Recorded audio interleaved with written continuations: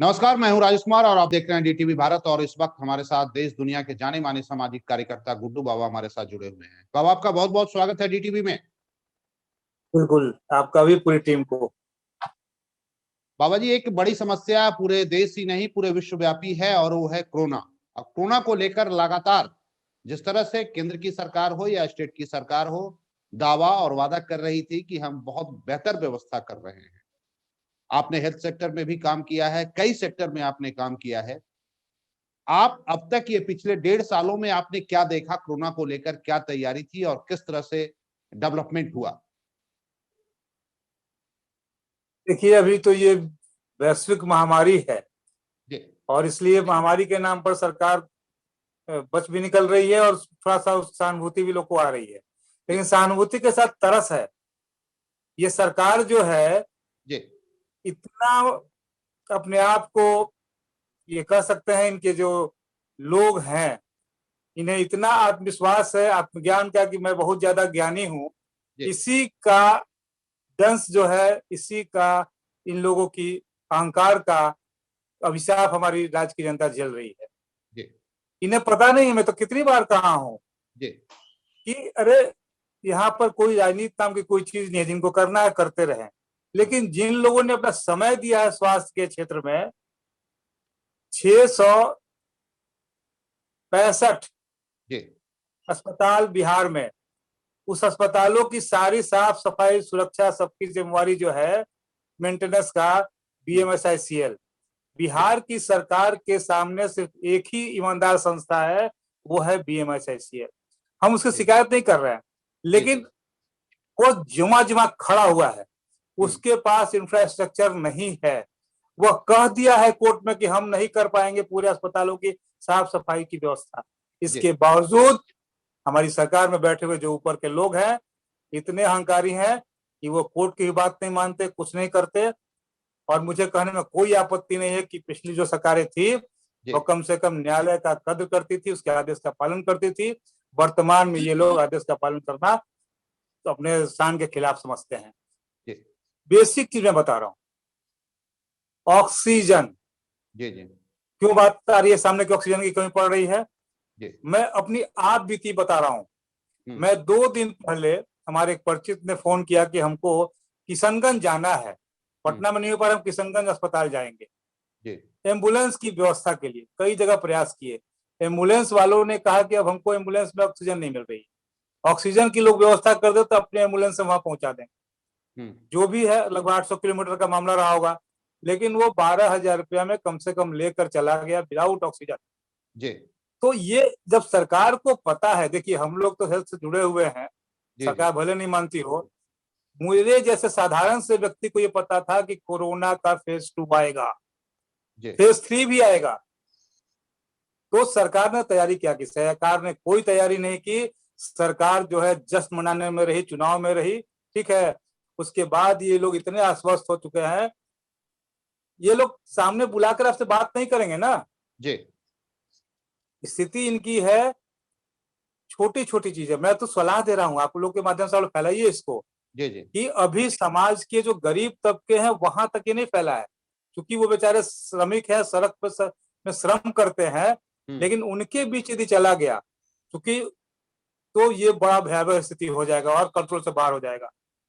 कहने का मतलब है कि अभी से सरकार को गलियों में घूम घूम करके जितने झुग्गी झोपड़ी गरीब लोग हैं, श्रम के लोग हैं, उनको जो इम्यूनिटी के लिए आवश्यक है, विटामिन सी, विटामिन डी, या जो चीज भी सरकार समझती है, छोटे बच्चे जो कुपोषण से फंसेंगे उनके लिए आप आज से ही हॉर्लिक्स की व्यवस्था करें।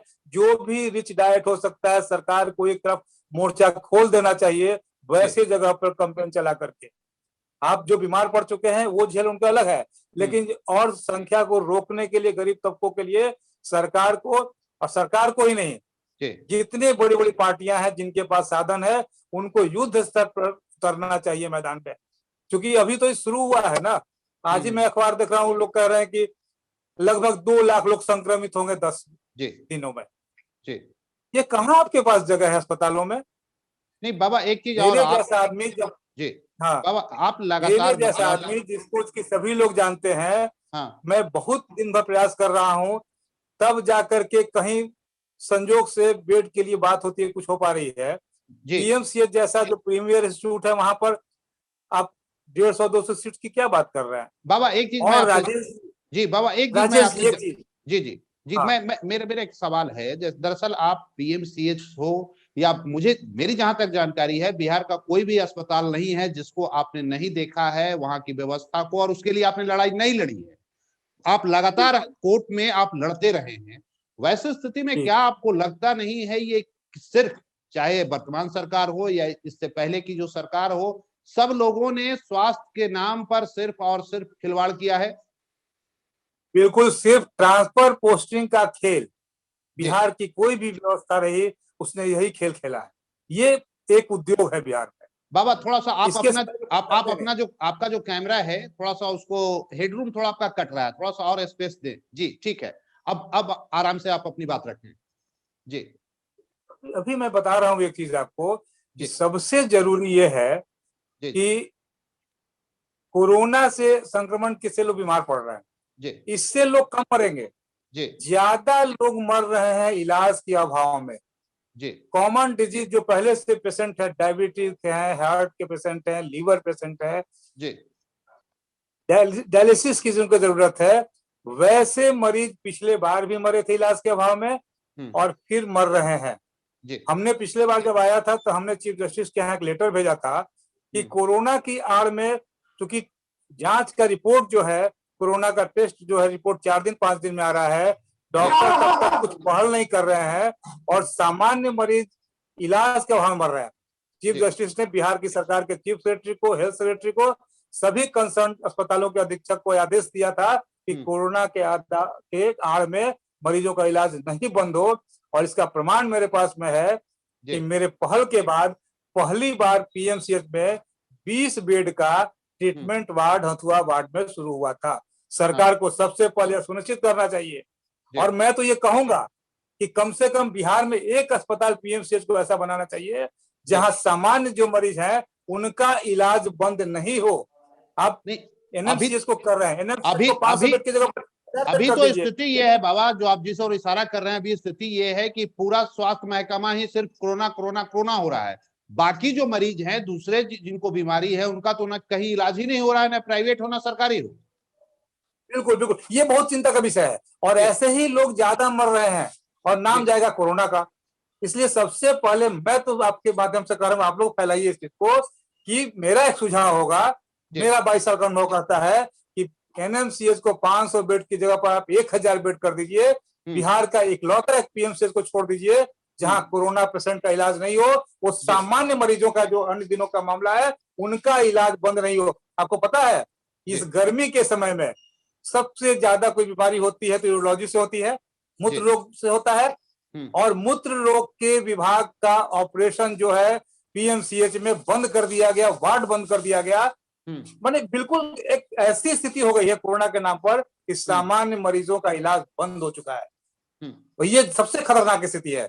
आप बता रहे हैं मैं डायबिटिक हूं, यदि मेरा सीरियस हुआ मैं कहाँ इलाज करने जाऊंगा? पहले लोग कहेंगे कोरोना टेस्ट करा लो। कोरोना टेस्ट का रिपोर्ट आ रहा है 4-5 दिन। ये बहुत दुखद स्थिति है और ये मेरा सुझाव है कि कम से कम एक अस्पताल को, आप एम्स को कर ही दिए हैं कोविड के लिए, भागलपुर में कर दिए, गया को कर दिए, एनएमसीएच पटना का जो एक पूर्वी छोर पर है आप उसको कर दीजिए पूर्णतः, उसको कोविड के लिए अस्पताल घोषित कर दीजिए। 5 सामान्य मरीजों को छोड़ दीजिए, सामान्य मरीजों का इलाज पीएमसीएच में ही हो, लेकिन कम से कम आम लोग नहीं मरेंगे। बिल्कुल बाबा, एक चीज और, ये जो आप सुझाव दे रहे हैं बहुत महत्वपूर्ण सुझाव है। मेरा मानना है कि इस तरह की व्यवस्था हर जिला में कम से कम 1 या 2 अस्पताल ऐसा होना चाहिए जहां पर सामान्य रोगी हैं उनका इलाज हो। आप बाकी आप जिले में जितने अस्पताल हैं उनको कोरोना के लिए स्पेशल बना दें, लेकिन 1-2 जो अस्पताल हैं वहां तो कम से कम सामान्य रोगियों का इलाज हो। ऐसी व्यवस्था तो सरकार को करनी चाहिए। राजेश जी एक बहुत इंपॉर्टेंट बात जी, ये एक मैं पत्र दिखा रहा हूँ जी जी, ये पत्र हमने लिखा था बिहार के मुख्य सचिव को, हमने लिखा था निदेशक प्रमुख स्वास्थ्य सेवाओं को, हमने लिखा था प्रधान सचिव स्वास्थ्य विभाग, कर्मचारी चयन आयोग को भी हमने लिखा था। आपको बता दें कि पिछले कई वर्षों से बिहार में आज के कोरोना के संक्रमण में सबसे ज्यादा जी 2 लोगों की जरूरत है। एक है लैब टेक्नीशियन। एक बाबा थोड़ा सा एक बार हजारों फिर पद एक बार बिहार फिर में खाली रह गए। रिक्वेस्ट करेंगे थोड़ा हाँ। सा आप पीछे हो जाएं, क्योंकि आप बोल रहे हैं आगे आके तो आपका चेहरा थोड़ा कट रहा है, थोड़ा सा हाँ इतना पे आप बोले तो आप पूरा आपका चेहरा भी आएगा। जी रखें अपनी बात। हजारों पद लैब टेक्नीशियन के वर्षों वर्षों से बंद पड़े हुए रिक्त पड़े हुए हैं, और सरकार ने विज्ञापन निकाला, सब कुछ किया, आज तक बहालियां नहीं हुई। फार्मासिस्ट, जो दवा की कालाबाजारी हो रही है, जिस तरह से डॉक्टरों का एथिक्स होता है उस तरह से फार्मासिस्टों का होता है। आज फार्मासिस्ट के हजारों पद रिक्त हो गए। हमारा ये कहना है कि बहाली का खेल अब जब खेलना हो खेल लीजिएगा। युद्ध स्तर पर वार जैसे होता आक्रमण हो चुका है, हम लोग मान चले कि ये आतंकवादी हमला है हमारे देश पर कोरोना का, हमको बचना है।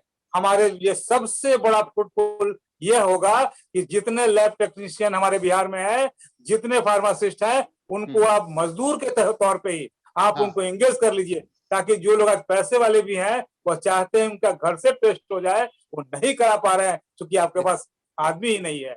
यदि आप पैरवी करेंगे तो वीआईपी के लिए गाड़ी जाएगी लेने के लिए, सैंपल कलेक्शन के लिए, आम लोगों का क्या होगा? इसलिए लैब टेक्नीशियन और फार्मासिस्ट हजारों पद रिक्त हैं, विज्ञापन सरकार ने निकाला है। विज्ञापन जैसे भी करना है उनको आप एंगेज कर लीजिए, कम से कम जो लोग दौड़ धूप कर भाग रहे हैं जांच कराने के लिए, वह आसानी हो जाएगी। और ये बिहार की सरकार का सबसे बड़ा कृपा होगा हमारे बिहार के आम लोगों के ऊपर स्वास्थ्य। नहीं, ये मैं देख रहा था पिछले बार जब विधानसभा में ये मसला उठा, चाहे वो नर्स का हो, पैरामेडिकल स्टाफ का हो, डॉक्टर का हो, ये पिछले 1-2 साल का मसला नहीं है, हर बार ये मसला उठता है और विधानसभा में सरकार की तरफ से ये पक्ष रखा जाता है कि हम डॉक्टर की बहाली कर रहे हैं, कंपाउंडर की बहाली कर रहे हैं, लेकिन बहाली होती नहीं है। और उसका नतीजा है ये कि आज ना पैरामेडिकल है, ना डॉक्टर है, ना नर्स हैं, जिसका आप जिक्र कर रहे हैं, आप रिक्वेस्ट कर रहे हैं सरकार से कि तमाम लोगों को बहाल कर लिया जाए। आखिर ये ऐसा ये करते क्यों हैं? इनको क्या नहीं दिखता क्या कि डॉक्टर नहीं है, मरीज नहीं? कुछ करना है। आज सूबे के मुख्यमंत्री प्रधान सचिव को कहेंगे, मंत्री कहेंगे, एक जहां जहां हॉस्पिटल है वहां के अधीक्षक को पावर दे दीजिए, वो काउंसलिंग करके सर्टिफिकेट चेक करके बहाल कर देगा। कम से कम सबसे इंपॉर्टेंट है लैब टेक्नीशियन, जो आपका कलेक्शन करेगा सैंपल। ये आपके पास नहीं है, आप हेल्पलेस हो चुके हैं, सरकार हमारी हेल्पलेस हो चुकी है।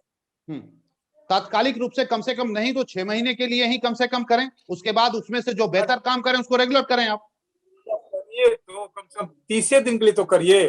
क्योंकि जो लोग भी अब लाइन में खड़े हो रहे हैं धूप में, हीट स्ट्रोक का सब समय आ गया है, जो लाइन में लग करके हड़बड़ा करके जा रहे हैं कोरोना टेस्ट कराने के लिए, वो भी तो बीमार पड़ेंगे। अभी तो और आपको इशारा कर रहे हैं मुजफ्फरपुर आ गया है समय, वो जापानीज इंसेफ्लाइटिस का बच्चों के वाला। जी बिल्कुल, वहां अस्पताल उपेक्षित नहीं होना चाहिए। स्वास्थ्य के क्षेत्र में हम लोग बहुत पीछे हैं और ये सरकार को पता थी, सबको पता है, लेकिन जब जो साधन है उसी से हमको काम चलाना है। बिल्कुल। लेकिन कम से कम मैन पावर जो एसेंशियल चीज है, लैब टेक्नीशियन का, फार्मासिस्ट का, ये आपको युद्ध स्तर पर लड़ेंगे। फार्मासिस्ट को जैसे रखेंगे, टीम बना दीजिए ड्रग कंट्रोलर के अध्यक्षता में, कैसे कोई कालाबाजारी कर लेगा? राजेश जी, दुखद है कि एम्बुलेंस वाले लोग एम्बुलेंस में बैठाने का 5,000 रुपए ले रहे हैं। क्या तमाशा है ये तुम्हारे एक दिन डीएम चाहेगा तो 24 घंटे में कंट्रोल कर देगा। तो क्या आपको लगता नहीं है कि कर रहे हैं एक इस त्राहिमाम के संकट के समय में बिहार के लोगों का एक्सप्लॉयटेशन हो रहा है? इससे बड़ा शर्म की बात है क्या? क्या आपको लगता नहीं है कि पूरी सरकार चाटुकार अफसरों के बीच में घिर गई है?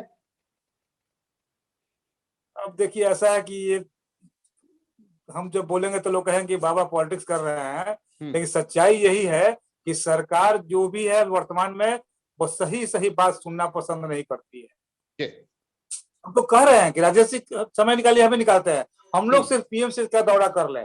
यदि 10 करोड़ से ज्यादा की मशीन बंद नहीं पाई जाएगी तो गुड्डू बाबा कल से बोलना ही बंद कर देंगे। मेरी सुनता ही कोई नहीं है। ये पीएमसीएच की स्थिति है, सिर्फ पीएमसीएच की स्थिति बता रहे हैं। और बीएमएसआईसीएल ने जितनी मशीनें नीतीश जी के पीरियड में सप्लाई किया है, उसकी 50% मशीनें चलाई नहीं गई, बंद पड़ी हुई है पूरे बिहार में। कल मैं देख रहा था, हमारे रिपोर्टर जो हैं रोहतास वगैरह से भी इस तरह की खबर उन्होंने भेजा था, वहां भी कई जो मशीनें हैं यूं ही बंद पड़ी हैं, कोई चलाने वाला नहीं है, टेक्नीशियन नहीं है। पीएमसीएच के लिए पूरा जीवन दिया हूँ, वहां मेरी ही वजह से फेको मशीन खरीदी गई थी जी आंख के ऑपरेशन के लिए। जी फेको मशीन वर्षों से बंद पड़ी हुई है। रिपोर्ट आरटीआई से आया कि कंपनी थी सप्लायर को ब्लैकलिस्टेड कर दिया गया है, जिम्मेवारी से लोग ये हो गए, सप्लायर पैसा लेकर चला गया। मशीनें सप्लायर देता है, सप्लाई करता है, पैसा लेकर जाता है, और इसकी चिंता किसी को नहीं कि मशीन चलनी कैसे चाहिए। इंडोस्कोपी बता रहा है लीवर से पीएमसीएच में करोड़ों की मशीन बैठी हुई है, 2 साल से बंद पड़ी हुई है। कितना बोलिएगा, सुनने का तब ना कोई सुनता ही नहीं है। आखिर मंशा क्या है सरकार की? ऐसे में अगर आप कह रहे हैं, मैं कह रहा हूं, पूरी बिहार की आम आवाम कह रही है कि व्यवस्था सुधारें, ये 16 साल हो गया, ये कब सुधारेंगे? आम आवाम के लोग दोषी हैं। गांव देहात में बचपन सुनते थे कि जैसे ही देवता वैसे पूजा ही। जनता, लोकतंत्र है ना, लोकतंत्र में जनता जनार्दन होती है, और इस जनता ने हमारी सरकार को चुन दिया है। जनता को ये प्रणाम है और सरकार को ये प्रणाम है। हल्ला गुल्ला क्या कर रहा है, कोई फायदा थोड़ी है। जबरदस्ती से जाके तो बैठे नहीं है सत्ता में लोग, इसलिए जनता ने उनको भेजा है। जो काम कर रहे हैं, अच्छा काम कर रहे हैं, झेलने के लिए लोग विवश होंगे। अब आपकी मैं तो नजर कह रहा में हूं कि डिबेट करा दीजिए। हेल्थ सिस्टम में जितने मशीन इक्विपमेंट्स का नाम गुड्डू बाबा जुबान पे बोल देगा ना, उतना कोई बता देगा हमारा मंत्री, चाहे वर्तमान का हो चाहे पूर्व का हो। तो मैं डर रहा हूं ना, दर्द है अंदर में। लेकिन फर्क इतना है कि ईमानदारी की जीवन मैंने जिया है। 1 इंच जमीन नहीं, 1 इंच मकान नहीं, यही मेरी आधार है। मैं यदि लंद फंद कर दिया होता ना, तो कस के टक्कर इन लोगों को दे दिया होता, लेकिन नहीं करेंगे।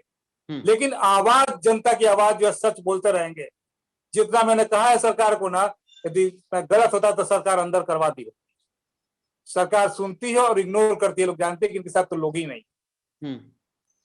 और यही वजह है कि आप लगातार कोर्ट में भी पीआईएल करते रहे हैं, लेकिन कोर्ट की भी यहाँ कोई सुनने वाला नहीं है। कोर्ट में थोड़ा सा समय समय की बात है, वो चेंज होता है माहौल, ऐसा नहीं है।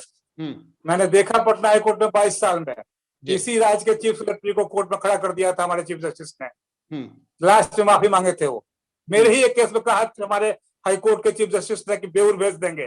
तो 1 दिन के बाद ही 3,57,00,000 का अलॉटमेंट लेटर चीफ सेक्रेटरी लेकर जाते हैं कोर्ट में, और विद्युत सौदागरी बढ़ती है जानवरों के लिए। तो थोड़ा अपना व्यक्तित्व पर भी डिपेंड करता है, अपना अपना नजरिया होता है। अभी आपने जिसका जिक्र किया विद्युत सौदागिरी, क्या मेरी जानकारी में एक बांसघाट है, उधर फिर सिटी में के इलाके में मैं जिसकी बात कर रहा हूँ, सुनिए ना, मैं जिसकी बात कर रहा हूँ वो पूर्वोत्तर भारत का पहला विद्युत सौदागरी मशीन जानवरों के लिए बैठाया गया। अच्छा। रामचक बैरिया में 2017 में 2010 से मुकदमा लड़े थे, कंटेम्प्ट फाइल हुआ, तब जाके कोर्ट में सरकार ने 3,57,00,000 का अलॉटमेंट दिया। वहां पर कोर्ट में जाकर के दिखाया, मशीनें बैठी, मशीनें चालू हुई। आज जानकारी मिल रही है कि सरकार ने 2.5-3 साल से, जब से मशीन बैठी है, जिस एजेंसी को जिम्मा दिया था उस एजेंसी को पैसा ही नहीं दिया, और वो मशीन बंद कर दी गई। ये तो हमारी व्यवस्था है। मैंने हर चीज के लिए बिहार में कैसे कोई काम करेगा? आप सप्लायर से सप्लाई ले लोगे, उसको पैसा नहीं दोगे, और जो गलत सप्लायर होंगे वो गलत सामान देकर चले जाएंगे, उनका भुगतान कर दोगे। मैंने हर कदम कदम पर है। नहीं, ये तो फिर सरकार, नीतीश जी कहते हैं कि हमारी सरकार पूरी तरह से पारदर्शी तरीके से कार्य करती है। एक दिन आप लोग बैठक करवा दीजिए हमारे साथ। मेरी तो लाशा ही रह गई कि कम से कम 15 मिनट हम और नीतीश जी आपस में बैठ लें, यदि वास्तव में बिहार का भला चाहते हैं तो। लोकतंत्र तो बड़ा चीज है, लेकिन यदि वास्तव में जानकारी चाहिए, मैं बता दूंगा कि कितने जगह पर कितनी छेद आपकी व्यवस्था में है, और यदि वो छेद बंद कर देंगे ना, तो वास्तव में बिहार का उद्धार हो जाएगा। सरकार गिर जाएगी तो अब तो भाई, तो तब तो हम लोग सिर्फ बात ही कर सकते हैं। ये भी तो डर है, अगर आप जो बताएंगे उस पर अगर कार्रवाई हो गई तो सरकार गिर जाएगी। कान में बता देंगे, सिर्फ उनके कन्वा में बता देंगे 15 मिनट में। हाँ, बीघा का बीघा फार्म हाउस लोगों ने खरीद कर रखा है जी। बियाडा उद्योग क्या विकास करेंगे? माननीय मंत्रियों के बाल बच्चों को बियाडा के जमीन बांटी गई, कहा ना नीतीश जी खोल दे रहे हैं। मैं तो बोलता रह गया फेसबुक लाइव पर कि भाई सार्वजनिक कर दीजिए कि कितने मंत्री को 15 साल में अपने बियाडा के जमीन बांट दिया। अच्छा, इसलिए नहीं बात करेंगे लोग ना। लेकिन खैर छोड़िए, कोरोना पे हम लोग हैं। सरकार से हम मांग करते हैं कि कम से कम संकट के समय में सब लोग मिलजुल करके आप लैब टेक्नीशियन, फार्मासिस्ट और एसेंशियल ड्रग का किट बना करके झुग्गी झोपड़ी के जो लोग हैं गरीब गुरबों के बीच में बंटवाना शुरू कर दीजिए, ताकि जो महामारी के तरफ फैल रहा है, भगवान न करे उस तरफ जाए। यदि झुग्गी झोपड़ी में फैला तो बहुत लोग मरेंगे। चलिए, स्थिति काफी गंभीर है, लेकिन ऐसे में बाबा आप भी अपना ख्याल रखें और अपने आसपास जो लोग हैं उनको भी आप लगातार जागरूक करते ही रहते हैं। फिलहाल बहुत बहुत शुक्रिया हमसे बात करने के लिए, आपने अपना कीमती वक्त दिया। तो ये थे जाने माने समाज सेवी गुड्डू बाबा, जिन्होंने कहा कि जो स्थिति है वो स्थिति वाकई में चिंताजनक है, लेकिन कोरोना को लेकर अगर हम सब सजग हो जाएं, सतर्क हो जाएं, अगर हम सब आगे आए तो ऐसी बात नहीं है कि इससे हराया नहीं जा सकता है, लेकिन ज्यादा जवाबदेही सरकार की है, थोड़ी कम जवाबदेही हम सब की भी है। फिलहाल इस कार्यक्रम में बस इतना ही, हमें दीजिए इजाजत, लेकिन आप देखते रहिए DTV भारत। नमस्कार।